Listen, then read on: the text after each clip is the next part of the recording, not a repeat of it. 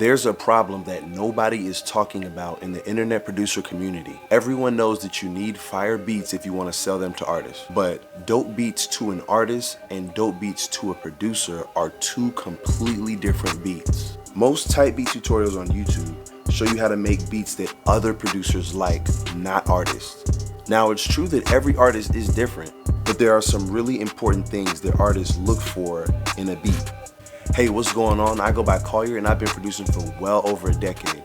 I've worked with dozens of in-person and online artists, and I noticed there's a few things that they look for when they're shopping for beats. And in this video, I'm gonna share those things with you today. So pause this video, get something to write with, and get ready to take notes because you're not gonna wanna miss any of the information in this video. Here are the topics I'll be going over. So let's get started. One of the most important tips I could give you is to stop finishing your beats. All right, let me explain. Okay, think of your beat as half a pie. The other half is vocals, and together they make a song. If you have too many melodies or your drums are too busy, then there won't be enough room for the vocals. When the artist hears this, he's gonna throw your beat in the trash. So the question becomes, how do you make a beat that sounds fire but still leaves room for the artist? You have to be more creative with less sounds. So here are the most important things you need to know about melodies. I have a secret formula that I want to share with you that'll help you make the perfect melodies for artists every time. But before we get to that, I gotta talk about sound selection. Here's a little known fact. Using real instruments or VSTs that sample real instruments increases the chances that an artist will use your beat.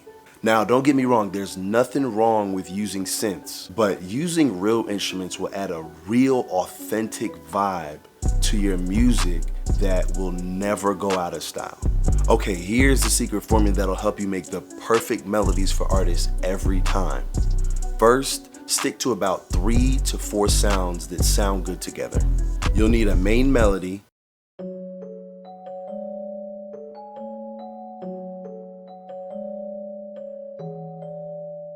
a layer for the main melody, an accent, and a counter melody. I usually like to start my melodies with the piano.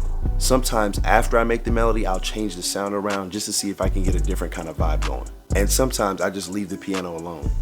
Always make an 8-bar loop and switch up the ending of every 4th bar. Now, once you have your melody, ask yourself, can this get stuck in someone's head? Here's an example of a melody that follows this formula.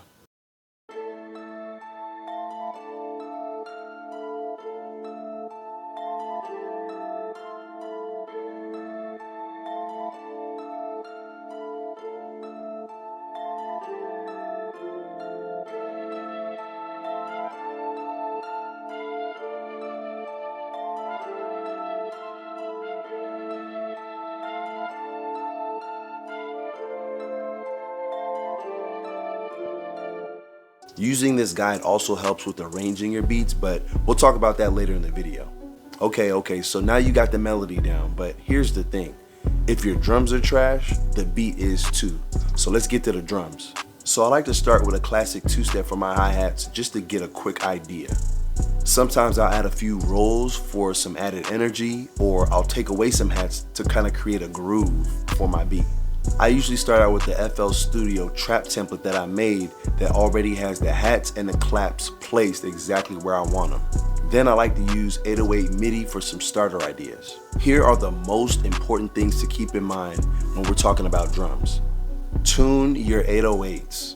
I'm not gonna spend too much time on this because there's like a million tutorials on YouTube of how to do this already. Next, you'll wanna space out your 808s. Your drums need to create a nice little pocket for the artist. The next thing is drum balance. You want your drums to have a familiar groove, but then you want to throw in a few surprises to keep the listener interested. Always make an 8-bar loop with different endings on the 4th bar just for some variation. And the last thing is drum chemistry.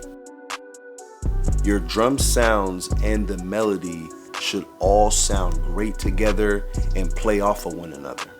I tend to use the classic trap drum sounds that artists recognize and feel comfortable with. They already sound great and they are proven to work well. Okay, using these tips, I've come up with this drum loop.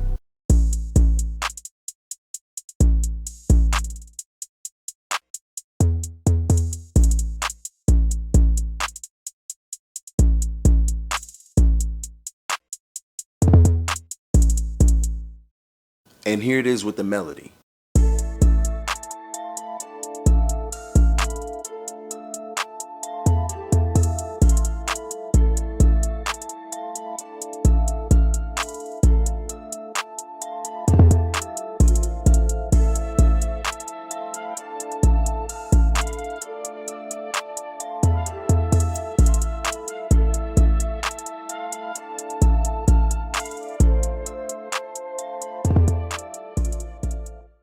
Hey, real quick, if you're getting anything out of this video, hit that subscribe button so you don't miss any future content like this. This channel is dedicated to helping producers elevate their game. All right, back to the video. Okay, so now you got the melody and you got the drums, but now we need a clean mix. Here's how to do it. If you're already using high quality sounds, you shouldn't have to add a ton of effects. Make sure to EQ out the sub frequencies in your melody so they're not clashing with the 808. I already have these EQs added to my template just to kind of speed things up a little bit. Try to mix your beats as you go along to lighten your workload later. Snares, hi-hats, and claps can usually be turned down a little bit in the mix just because they're usually the only sounds in the higher frequencies. Hey, if you're a producer that struggles with mixing, I have a free mixing guide that I want to give you that you can use as a starting point, but more on that later in this video.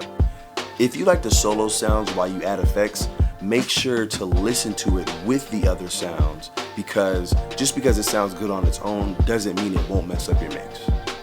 But hold on, all the stuff I'm talking about in this video means nothing if you don't get this next part right. If you have a bad arrangement, artists will not want your beats. Here are the must-know tips when it comes to beat arrangement. Try to switch something up every 4 bars just to keep it interesting. Stay away from long intros unless the artist you're working with asks you to do that. Artists usually will structure the beat how they want to fit their song, but your job as a producer is to give them a starting idea. But again, if you have bad arrangement, artists will struggle to hear themselves on your beat. If you struggle with this a little bit, here's how I usually arrange my beats.